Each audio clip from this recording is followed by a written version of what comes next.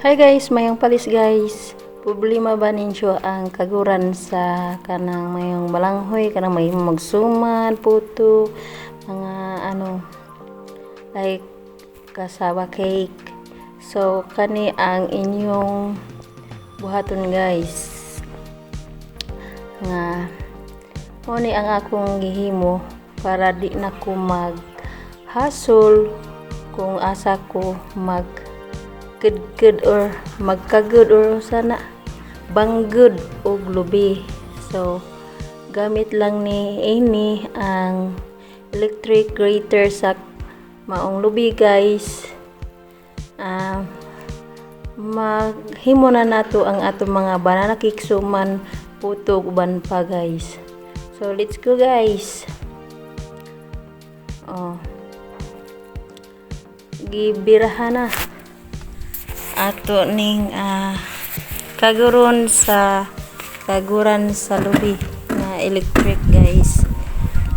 So dali ra ang proseso sa atong pag banggod sa maong balanghoy guys. So mo ni ang usa ka ideya, technique para di ka maproblema kung asa ka banggod o balanghoy, kasaba. So pwede day pud nato ibanggod dinhi sa bangguran sa maong lubi. So dali ra ang imong trabaho, way hustle, way kapoy. So lantaw guys, humana dayon.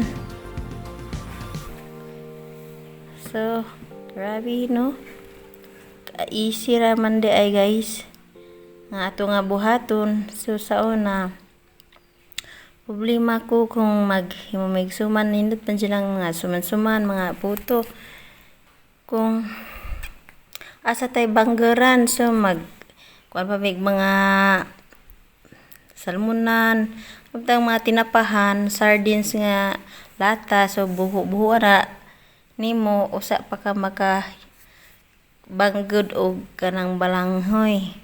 So sa dugay ng lantaw, dali ra man di ay guys. So na lantawa guys, nakahimo na mi og cassava cake. Ubi siya og na strawberry cassava cake flavor. Then pila ka oras nini gipabugnaw, ginaluto.